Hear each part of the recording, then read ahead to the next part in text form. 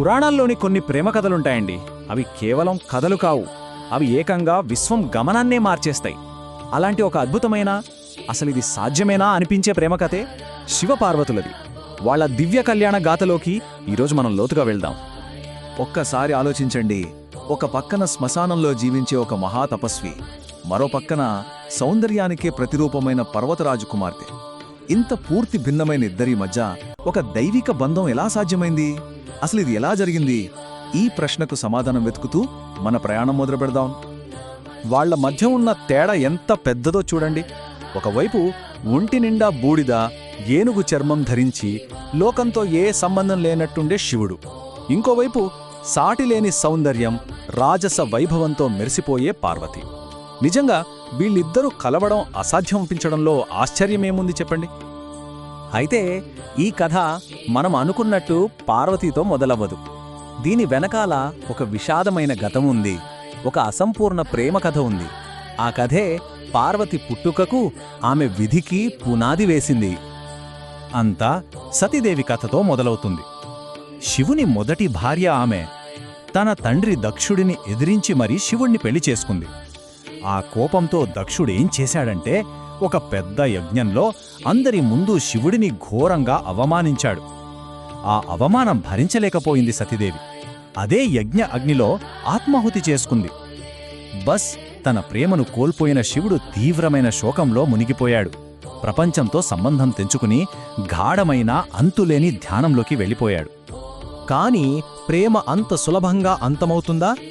సతీదేవి ఆత్మ పర్వతరాజు హిమవంతుని కుమార్తెగా పార్వతీగా మళ్లీ జన్మించింది. ఆమె పుట్టుకకు ఒకే ఒక్క లక్ష్యముంది. అది వైరాగ్యంలో ఉన్న శివుడి మనసును మళ్లీ గెలుచుకోవడం. అలా చేయడం ద్వారా విశ్వంలో సమతుల్యతను మళ్లీ తీసుకురావడం. అయితే శివుడిని ధ్యానం నుంచి బయటకు తీసుకురావడం అంత తేలికైన పనేం కాదు. ఇది పార్వతి యొక్క ఒక అద్భుతమైన ప్రయాణానికి నాంది పలికింది. అసలు ప్రేమ, ఓపిక, భక్తి అంటే ఏంటో ప్రపంచానికి చాటి చెప్పిన ప్రయాణం అది. అయితే చూడండి, పార్వతి ప్రయత్నం కేవలం తన ప్రేమ కోసం మాత్రమే కాదు. దాని వెనుక విశ్వకళ్యాణమనే ఒక పెద్ద కారణముంది. ఆ సమయంలో తారకాసురుడు అనే రాక్షసుడు దేవతల్ని ముప్పుతిక్కలు పెడుతున్నాడు. అతనికొక వరముంది. అతన్ని కేవలం శివుడి కొడుకు మాత్రమే చంపగలడు. కాని ధ్యానంలో ఉన్న శివుడికి కొడుకు ఎలా పుడతాడు? ఇది అసలు సమస్య. దీంతో దేవతలు ఏం చెయ్యాలో తెలియక ఒక సాహసోపేతమైన ప్లాన్ వేశారు. శివుడి ధ్యానాన్ని ఎలాగైనా సరే భంగం చెయ్యాలి. అందుకోసం వాళ్లు ప్రేమదేవుడైన కామదేవుడి దగ్గరికి వెళ్లారు. శివుడిలో ప్రేమను మేల్కొల్పడానికి నీ పూల బాణాన్ని ప్రయోగించు అని వేడుకున్నారు. కాని ఆ ప్లాన్ ఘోరంగా ఫెయిల్ అయింది. తన తపస్సుకు భంగం కలగడంతో శివుడికి పట్టరాని కోపం వచ్చింది. అతను తన మూడో కన్ను తెరిచాడు. అంతే, ఆ అగ్నిజ్వాలలకు కామదేవుడు క్షణాల్లో బూడిదైపోయాడు. దేవతల ప్రయత్నం బెడిసికొట్టడమే కాదు, శివుడి కోపాన్ని ఇంకా ఇంకా పెంచింది. దేవతల మార్గం మూసుకుపోయింది. దాంతో పార్వతి తన మార్గాన్ని తనే ఎంచుకుంది. ఆ మార్గమే తపస్సు. అసలు తపస్సు అంటే ఏంటి? అది కేవలం ఉపవాసం ఉండటం కాదు, ఒక గొప్ప లక్ష్యాన్ని సాధించడానికి చేసే తీవ్రమైన ఆధ్యాత్మిక సాధన.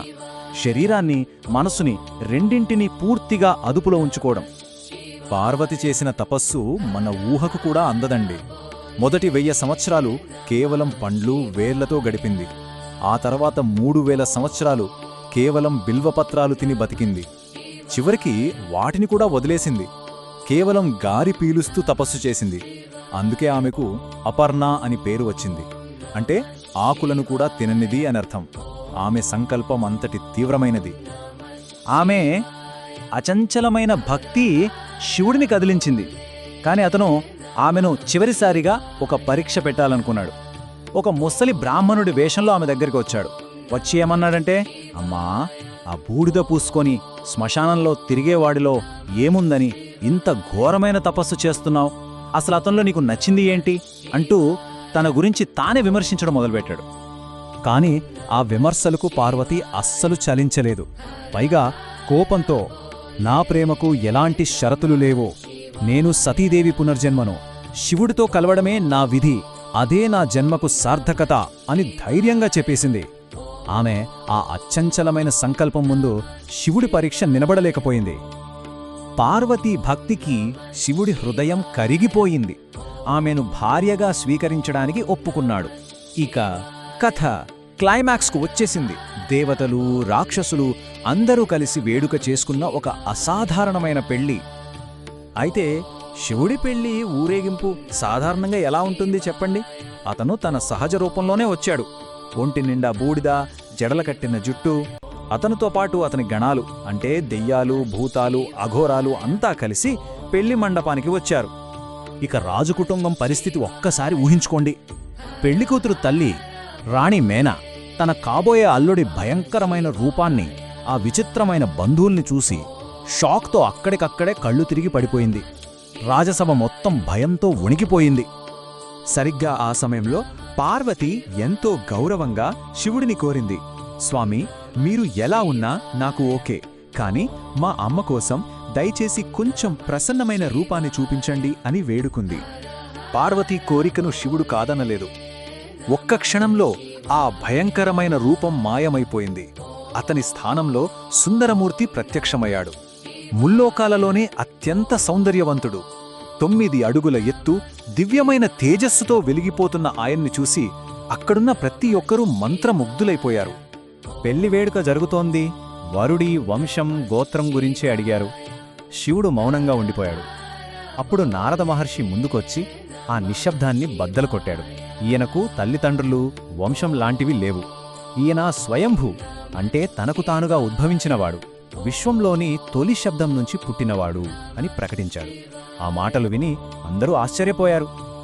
సో ఈ పెళ్లి కేవలం 2 వ్యక్తుల కలయిక మాత్రమే కాదు, ఇది విశ్వానికి సంబంధించిన ఒక గొప్ప ఆధ్యాత్మిక కలయిక. దాని వెనక ఉన్న లోతైన అర్థమేంటో ఇప్పుడు చూద్దాం. ఈ అద్భుతమైన కలయికకు ప్రతీకే అర్ధనారీశ్వర రూపం. సగం శివుడు, సగం పార్వతి. ఇది దేనికి సంకేతమంటే విశ్వంలోని 2 ప్రాథమిక శక్తులకు. పురుషతత్వం అంటే చైతన్యం, స్త్రీతత్వం అంటే శక్తి. ఈ రూపం మనకేం చెప్తుందంటే చైతన్యం లేనిదే శక్తి లేదు, శక్తి లేనిదే చైతన్యం అసంపూర్ణమని. సరే, మరి ఈ అద్భుతమైన కథ నుండి మనం నేర్చుకోవాల్సిన పాఠాలేంటి? మొదటిది ఓపిక, నిజమైన బంధానికి సమయం పడుతుంది. రెండోది సమతుల్యత, జీవితంలో నిశ్చలత, శక్తి రెండూ బ్యాలెన్స్ అవ్వాలి. మూడోది అంగీకారం, మన పార్ట్నర్ని వాళ్ళు ఎలా ఉన్నారో అలాగే ప్రేమించడం. ఇక చివరిగా ఒక ఉన్నతమైన ఉద్దేశ్యం. గొప్ప బంధాలు వ్యక్తిగత ఆనందం కోసమే కాదు, అంతకు మించిన ప్రయోజనాన్ని కూడా నెరవేరుస్తాయి. చివరగా ఈ ఒక్క ప్రశ్నతో ముగిద్దాం. 1000 ఏళ్ల నాటి ఈ దివ్య బంధం మన ఆధునిక జీవితాల్లో సమతుల్యతను, సామరస్యాన్ని ఎలా సృష్టించుకోవాలో మనకు ఏం నేర్పుతోంది? ఈ ప్రాచీన కథ మన నేటి సంబంధాలకు ఎలా దారి చూపగలదు? ఒక్కసారి ఆలోచించండి. ఈ అద్భుతమైన కథను మాతో కలిసి విశ్లేషించినందుకు ధన్యవాదాలు. ఈ ప్రయత్నం మీకు నచ్చినట్లయితే దయచేసి లైక్ చేయండి, సబ్స్క్రైబ్ చేసుకోండి, ఇంకా మీ స్నేహితులతో పంచుకోండి. మరో ఆసక్తికరమైన కథతో త్వరలోనే కలుద్దాం.